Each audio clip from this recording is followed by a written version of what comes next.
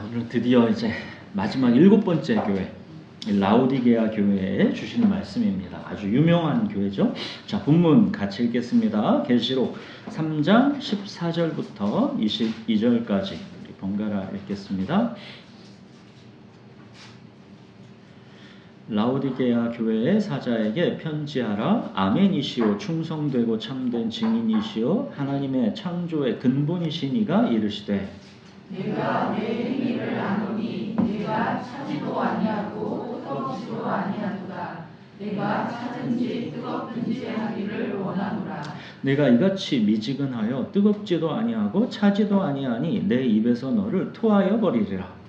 내가 말하기를 나는 부자라 부유하여 부족한 것이 없다 하나 내 공부한 것과 가련한 것과 가난한 것과 눈먼 것과 벌거벗은 것을 알지 못하는도다. 내가 너를 권하노니 내게서 불로 연단한 금을 사서 부요하게 하고 흰옷을 사서 입어 벌거벗은 수치를 보이지 않게 하고 안약을 사서 눈에 발라 보게 하라.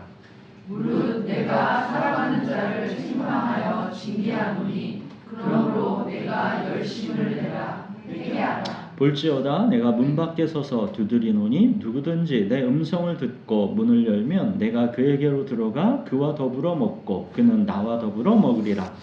이기는 그에게는 내가 내 보좌에 함께하여 주기를 내가 이기고 아버지 보좌와 함께 앉은 것과 같이 하리라. 귀 있는 자는 성령이 교회들에게 하시는 말씀을 들을지어다.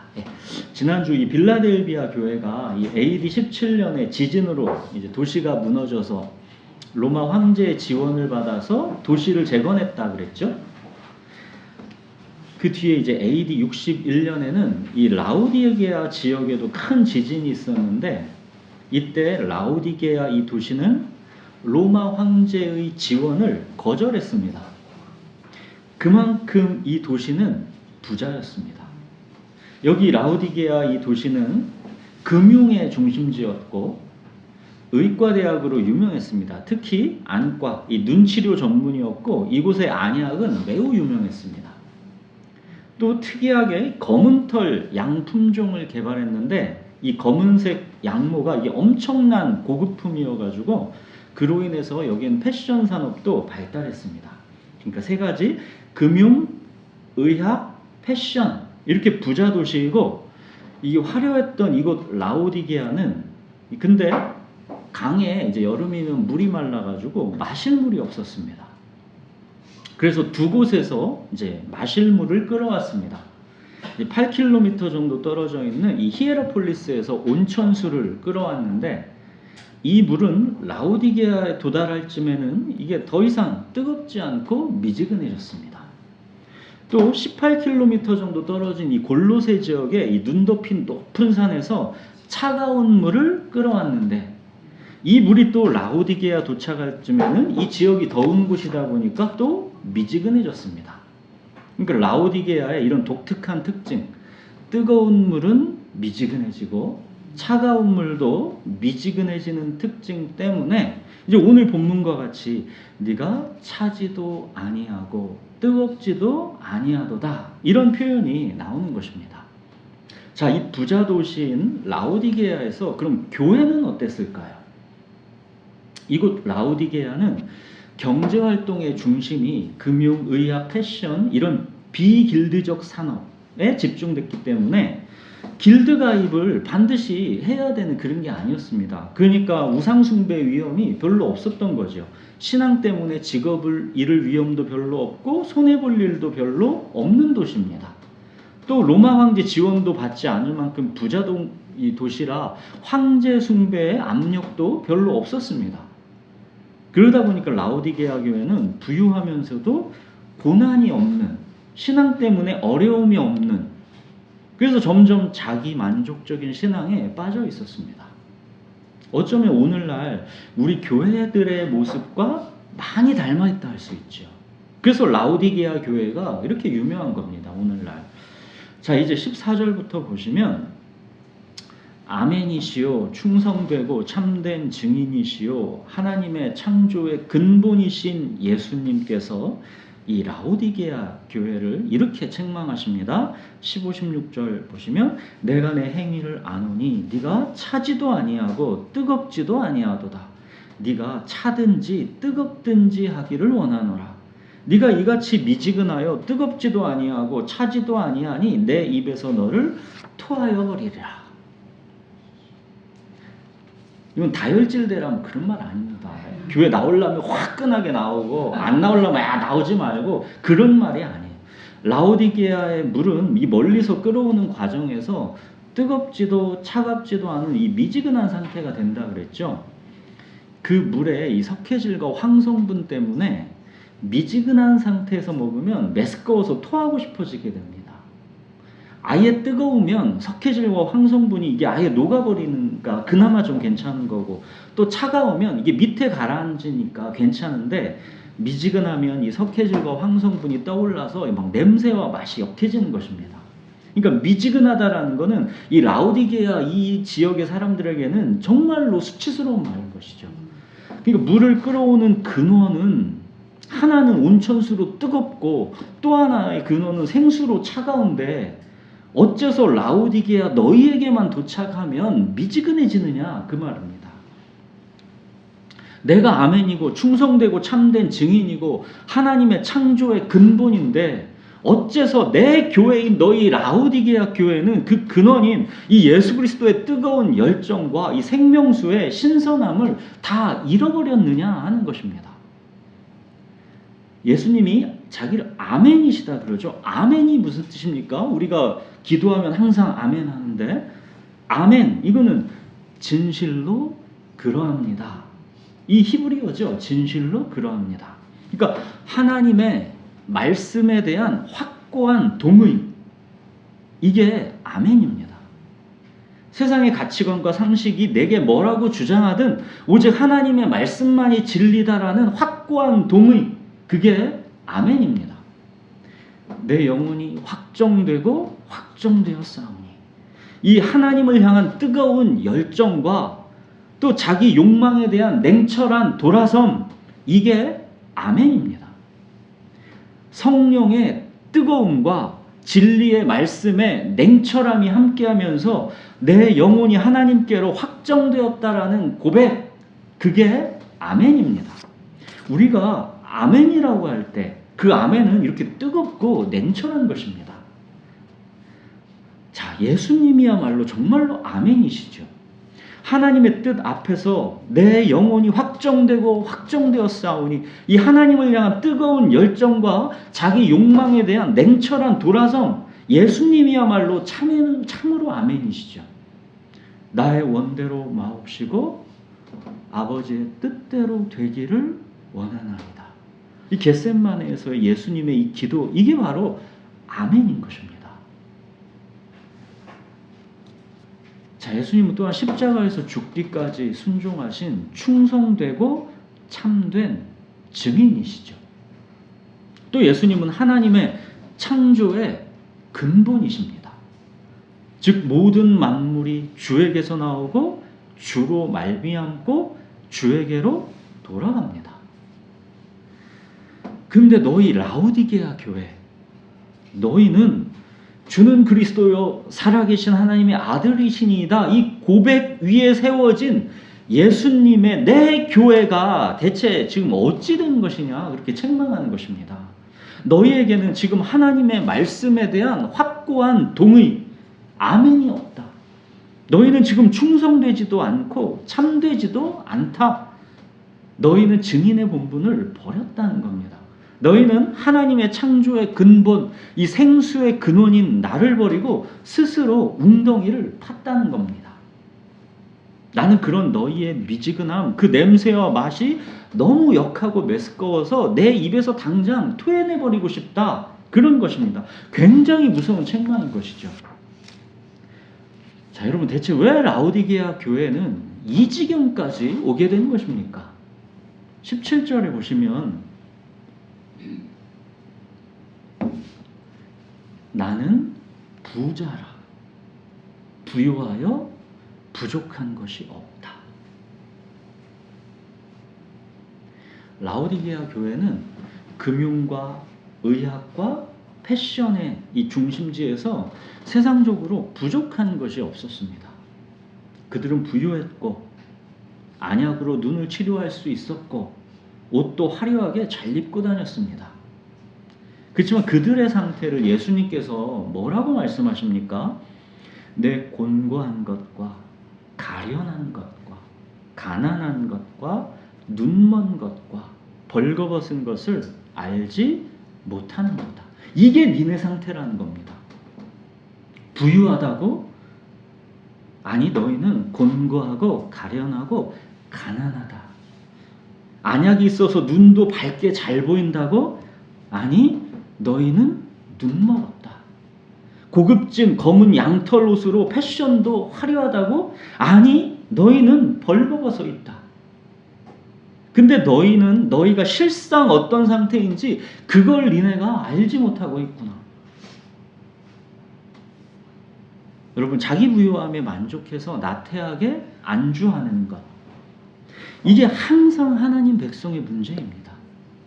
이스라엘 백성들이 바벨론에 멸망하기 직전에 그때 그들의 상태가 어떠했습니까? 예레미야에서 보면 그러죠. 내 백성이 두 가지 악을 행하였나니 곧 그들이 생수의 근원되는 나를 버린 것과 스스로 웅덩이를 판 것인데 그것은 그 물을 가두지 못할 터진 웅덩이들이니라. 이 상태가 예수님이 말씀하신 어리석은 부자와 같았던 거죠. 내 영혼아, 여러 해 쓸 물건을 많이 쌓아두었으니 평안히 쉬고 먹고 마시고 즐거워하자. 그렇지만 예수님이 뭘 하셨습니까? 어리석은 자여, 오늘 밤에 내 영혼을 도로 찾으리니 그러면 내 준비한 것이 누구의 것이 되겠느냐.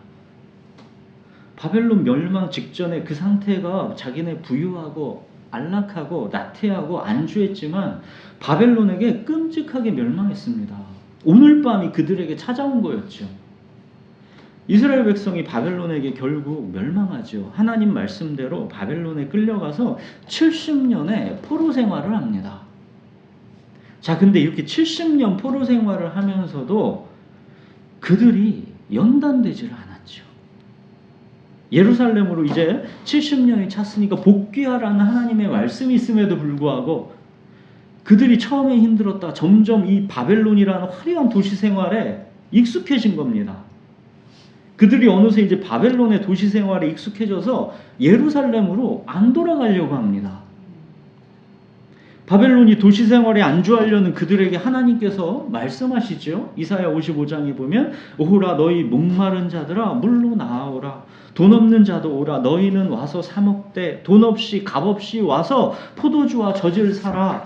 너희가 어찌하여 양식이 아닌 것을 위하여 은을 달아주며 배부르지 못할 것을 위하여 수고하느냐. 내게 듣고 들을지어다. 그리하면 너희가 좋은 것을 먹으며 너희 자신들이 기름진 것으로 즐거움을 얻으리라. 양식 아닌 것으로 이 사람들이 수고했던 겁니다. 바벨론 도시 문화에 안주해서 거기서 부유함, 거기에서 그냥 나태하게 살아갔던 것이죠. 바벨론에서의 풍요로움과 여기에 이제 몸과 마음이 완전히 익숙해져서 이제는 하나님 이 명령에도 불구하고 예루살렘으로 돌아가려고 하지 않는 그런 백성들입니다.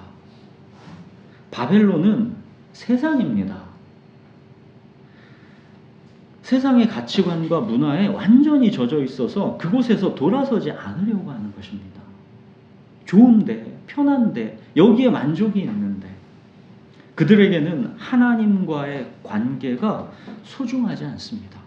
자기 몸과 마음이 편안한 것, 오직 이게 소중합니다. 하나님의 백성이 되고 하나님이 내 하나님이 되신다라는 것, 이거에 대한 기대도 믿음도 없는 것입니다. 이처럼 바벨론에게 멸망하기 전이나 또 70년 포로 생활이 끝나고 돌아와야 할 때나 자기 부유함에 만족해서 나태하게 안주하려는 것, 이게 항상 하나님 백성의 문제인 것입니다. 17절 보십시오. 네가 말하기를 나는 부자라 부유하여 부족한 것이 없다 하나 내 곤고한 것과 가련한 것과 가난한 것과 눈먼 것과 벌거벗은 것을 알지 못하는도다.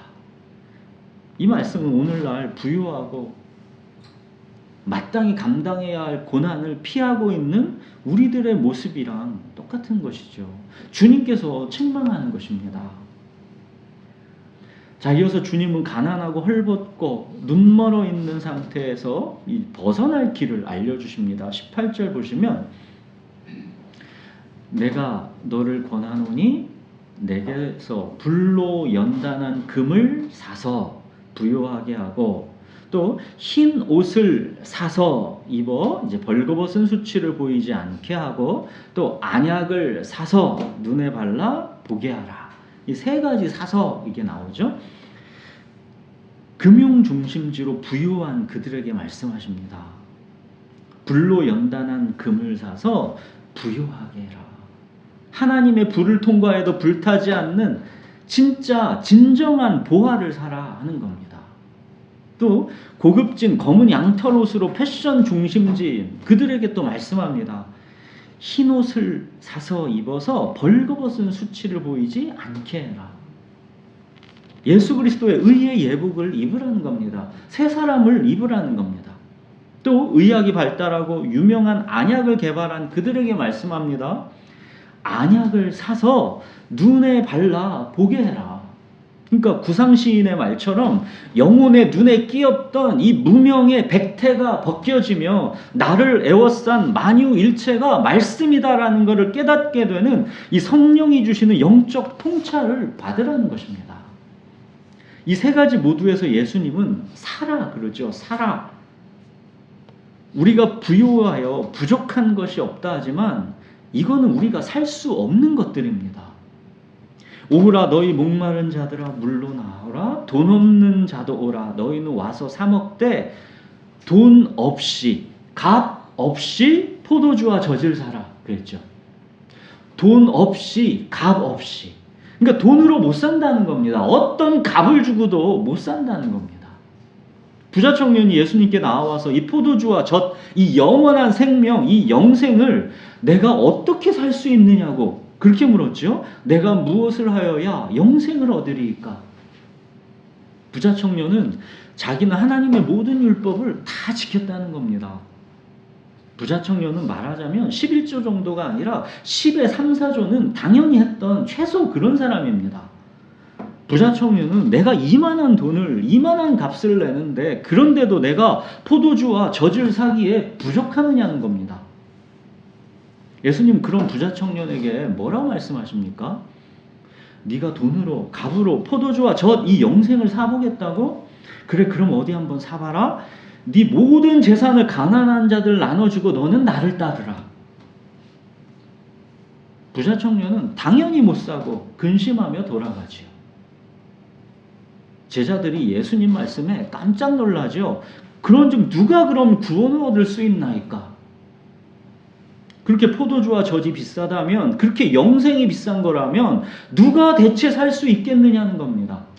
그때 예수님이 뭐라 하십니까?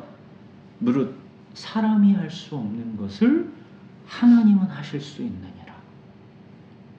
오직 예수 그리스도의 십자가 보혈만이 포도주와 젖, 이 영생, 이 구원을 사기 위한 값인 겁니다. 사람은 할 수 없는 것이고 오직 하나님만이 하실 수 있는 것입니다. 우리는 다 양 같아서 그릇 행하여 각기 제 길로 갔거늘 여호와께서는 우리 모두의 죄악을 그에게 담당시키셨도다.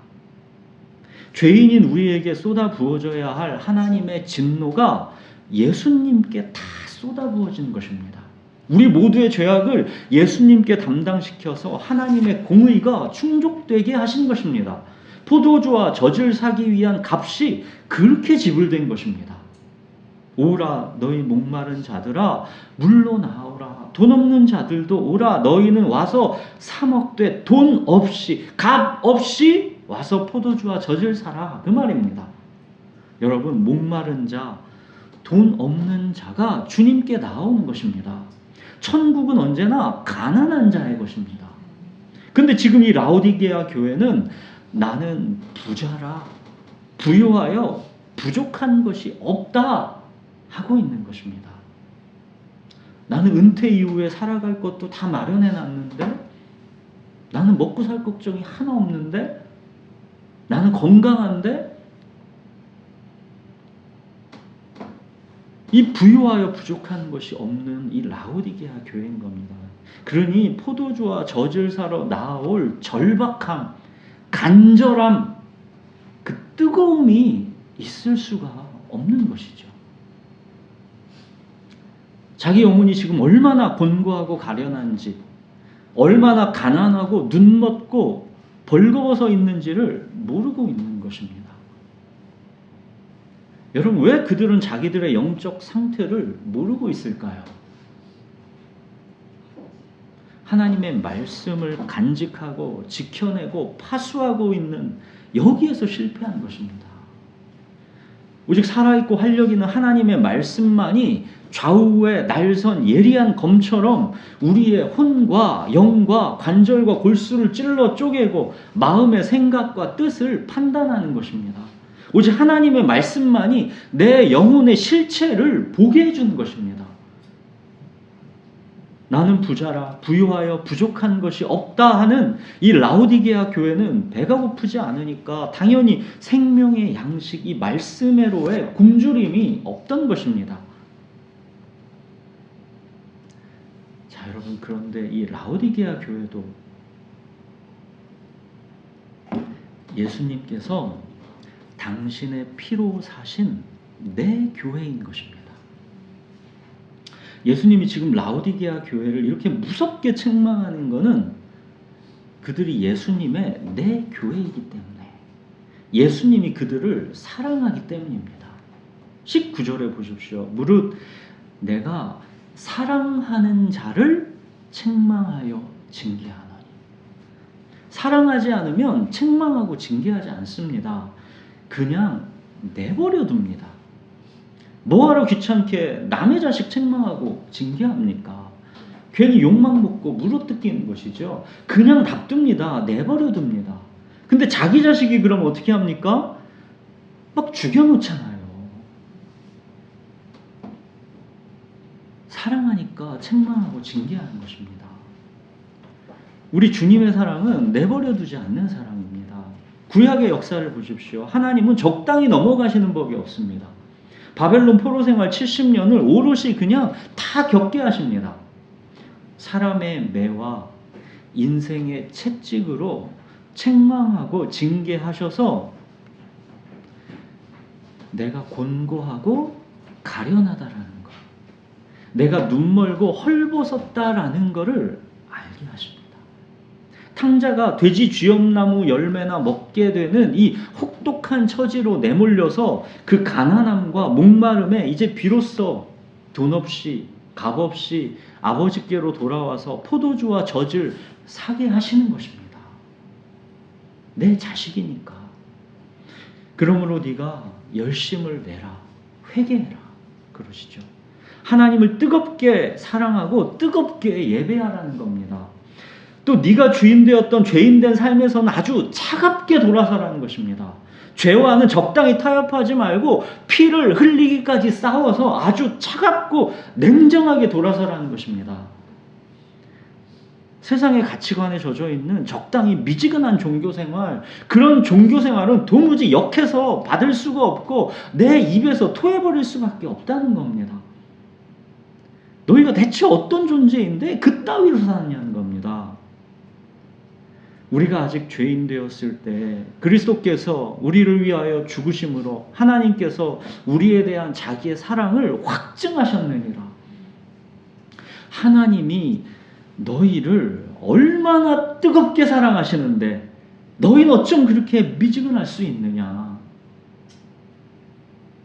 또 하나님의 독생자 예수의 이 잔을 내게서 피하게 하옵소서. 이 부르짖음에도 아버지와는 너희를 살리기 위해서 그 독생자 그 기도를 차갑게, 얼마나 차갑게 외면하셨는데 너희는 어쩜 그렇게 미지근할 수가 있느냐.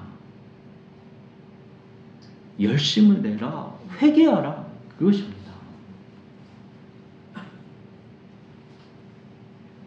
자, 이제 주님께서 이제 정말로 유명한 이 말씀을 다른 교회가 아니라 이 라오디게아의 교회에 주신 겁니다. 20절 보십시오. 볼지어다 내가 문 밖에 서서 두드리노니 누구든지 내 음성을 듣고 문을 열면 내가 그에게로 들어가 그와 더불어 먹고 그는 나와 더불어 먹으리라. 이 유명한 말씀이 여기서 나오는 겁니다. 예수님이 이 라오디게아 교회를 얼마나 사랑하고 있는지가 느껴지죠. 라오디게아 교회는 이제까지 자기 스스로의 힘으로 충분히 부유하고 부족한 것이 없었기 때문에 그냥 적당히 그런 종교 생활에 만족하면서 예수님은 그냥 문 밖에 세워둔 겁니다.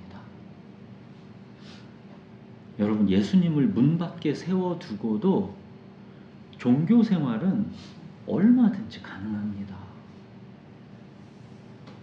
그러나 그런 종교 생활에 생명은 없는 것입니다. 그건 곤고하고 가련하고 가난하고 눈멀고 벌거벗은 것입니다. 여러분, 부자 청년과 항상 데빗에서 말씀드리는 삭개오를 보십시오. 그는 세리장으로서 부자이고 부요하고 부족함이 없는 그런 사람이었죠. 근데 그는 예수님이라는 분의 소문을 듣고 왠지 모른 자기 영혼의 곤고함과 가련함, 가난함과 눈멀고 벌거벗음이 보이기 시작했습니다. 그러다 이제 예수님이 자기 마을을 지나가시는 때 이 삭개오는 사람들 틈에서 자기는 키가 작아서 안 보이니까 막 그 갈급함 때문에 뽕나무 위로 올라가죠. 그래서 예수님을 막 더 자세히 보고 싶었습니다. 근데 예수님이 자기를 알아보셨죠. 삭개오야, 속히 내려와라. 내가 오늘 내 집에서 유하여야 하겠다. 삭개오는 깜짝 놀라서 급히 내려와서 예수님을 즐겁게 영접했습니다. 자, 이게 뭡니까? 예수님이 삭개오의 문을 두드린 것이고, 삭개오는 예수님의 음성을 듣고 문을 연 것이고, 이제 예수님이 삭개오와 함께 더불어서 먹고 마시는 축복이 임한 것입니다. 그래서 이제 삭개오는 예수님이 시키지도 않았는데 자기 소유의 절반을 가난한 자들 주겠다 그렇게 하고, 만일 누구의 것을 속여 빼앗은 일이 있으면 네 갑절이나 갚겠다 그러는 겁니다. 이게 뭡니까? 이게 하나님을 뜨겁게 사랑하는 것이고, 이제까지 자기 주인된 삶에서는 차갑게 돌아서는 것입니다. 자, 마지막 이제 이기는 자에게 주시는 약속을 보십시오. 21절 보시면, 이기는 그에게는 내가 내 보좌에 함께 앉게 하여 주기를 내가 이기고 아버지 보좌에 함께 앉은 것 같이 하리라. 보좌에 함께 앉는 것, 이게 상속자죠. 여러분, 상속자라는 거는 이런 겁니다. 그러니 상속자의 고난이 뭐가 그렇게 대수겠습니까? 오히려 더 열심히 바닥부터 체험하고 다 배워야 하는 거지요. 상속자라면. 미지근한 상속자라는 게 말이 됩니까? 어떤 직원들보다도 일찍 새벽같이 차가운 공기 속에서 출근하는 것이고, 비록 고단한 경영 수업이지만 뜨거운 열정으로 배우고 또 배우는 겁니다. 상속자는 제대로 배워야 하나님 나라에, 아버지 회사에 민폐가 되지 않고 복이 될 거 아닙니까? 복이 되어야 되는데, 그 사람이 말씀을 맡았으면 이 말씀에 자기 목숨을 걸어야 하는 것이고, 찬양을 맡았으면 찬양에 목숨을 걸어야 하는 것이고, 돌봄을 맡았으면 돌봄에 목숨을 걸어야 하는 겁니다. 상속자는 그 고난을 그냥 받아들이는 겁니다. 여러분, 우리 그리스도인은 차든지 뜨겁든지 해야 합니다. 하나님을 향한 뜨거운 열정, 세상 유혹과 자기 욕망에 대해서는 차갑고 냉철한 돌아섬, 한마디로 미쳤다는 소리를 듣고 살아야 하는 겁니다. 그리스도인은. 나는 부자라 부유하여 부족한 게 없다. 이런 미지근한 나태함은 그리스도인에게 말이 안 되는 겁니다. 세상 사람들도 어떤 일에 대한 열정을 표현함에 있어서는 불광, 불급이라는 말을 씁니다. 미치지 않으면 미치지 못한다. 불광, 불급. 세상 일도 미치지 않으면 도달하지 못한다 그러면서 모든 열정을 뜨겁게 쏟아붓는 게 세상 사람들인데, 하나님의 신적 부르심 앞에 있는 우리 그리스도인의 삶은 하나님을 위해 미치는 게 너무 당연한 것이죠. 사랑하는 여러분, 따뜻한 주전자 속의 개구리처럼 자기 부유함에 빠져있는 이 미지근한 우리에게 너희는 차든지 뜨겁든지 하라, 그렇게 다시 깨우십니다. 안락함의 주전자에서 뛰쳐나오라는 겁니다. 곤고하고 가련하고 가난하고 눈멀고 벌거벗은 줄도 모르고 나는 부자라 부유한 게 부유해서 부족한 게 없다, 그렇게 미지근한 우리에게 성령의 뜨겁고 또 진리의 말씀으로 냉철한 그런 참된 예배자가 아니라 하나님이 고작 내가 원하는 삶의 문제 해결사 정도로 여기는 그런 미지근한 예배를 드리는 우리에게 지금 예수님은 문 밖에 서서 문을 두드리시는 겁니다. 예수님은 우리 삶에 찾아오셔서 잔치를 베풀어 주시려고 하시는 겁니다. 내가 지금 이렇게 다 쌓았어. 네가 문을 열고 내가 들어가면 내가 이걸로 뭣도 해주고 잔치를 베풀어 주려고 하는 거야. 근데 우리는 우리가 고작 가진 그걸로 컵라면 먹으면서 그게 막 배부르고 좋다라는 것이죠. 내 영혼아, 여러 해 쓸 물건을 많이 쌓아두었으니 평안히 쉬고 먹고 마시고 즐거워하자. 창고에다 컵라면 가득 채워놓고 나는 평생 먹을 거 다 있다라는 것이죠. 예수님을 문 밖에 세워둔 이 어리석은 부자의 미지근하고 지루한 그런 만족이 아니라 여호와는 나의 목자시니 내게 부족함이 없으리로다. 예수님과 더불어 먹고 마시는 이 참된 부요함, 뜨겁게 살아있는 이 만족 주시기를 원하시는 겁니다. 살아도 주를 위해, 죽어도 주를 위해, 사나 죽으나 주의 것. 이 진짜 삶, 죽은 자가 아니라 산자의 삶, 이 뜨거운 삶을 주시기 원하시는 겁니다. 앞이 보이지 않아도, 이해되지 않아도, 내가 어떤 처지에 내몰리게 돼도 내 자존심, 내 편안함, 사람들의 오해, 그런 사람들의 인정, 칭찬, 명예, 난 이런 거 아무래도 괜찮아. 여호와는 나의 목자시니 내게 부족함이 없으리로다. 나는 이 믿음, 내 삶에 모든 걸 합력해서 내게 최선 이루어 주시는 하나님의 주권과 하나님의 사랑과 이 전능하심에 대한 이 믿음, 이 믿음의 기적으로 나는 살아갈 거야. 예수님은 우리 삶에 찾아오셔서 세상은 이해할 수도 없고 감당할 수도 없는 이 뜨겁고 열정적인 삶을 우리에게 주시기 원하시는 겁니다.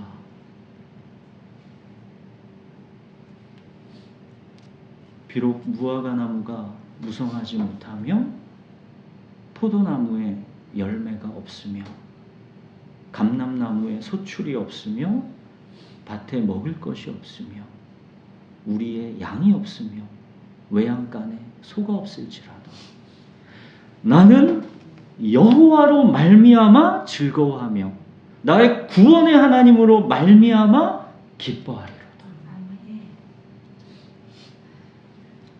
사랑하는 여러분, 이거는 미지근한 지금 근거 없는 낙관주의를 말하고 있는 게 아닙니다. 아이고 다 잘 될 거야, 어떻게 되겠지, 그런 게 지금 아닙니다. 지금 내 삶의 현실에는 나무가 마르고 열매가 없습니다. 차갑고 냉철하게 마치 폐허와도 같은 현실을 내가 지금 직시하는 겁니다.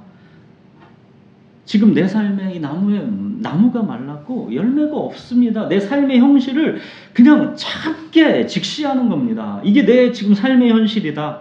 그러나 내 삶의 처지와 형편이 어떠할지라도 오직 구원의 하나님으로 말미암아 기뻐하는 것.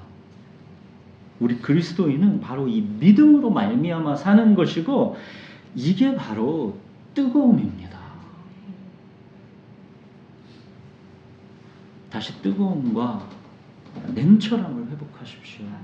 내 삶의 현실이 지금 어떠하더라도 하나님 말씀에 대한 확고한 동의, 진실로 그러합니다 주님, 이 아멘을 회복하십시오. 내 영혼이 확정되고 확정되었사오니 이 하나님을 향한 뜨거운 열정과 세상 유혹과 자기 욕망에 대한 냉철한 돌아섬, 이 아멘을 회복하십시오. 그래 기도하겠습니다.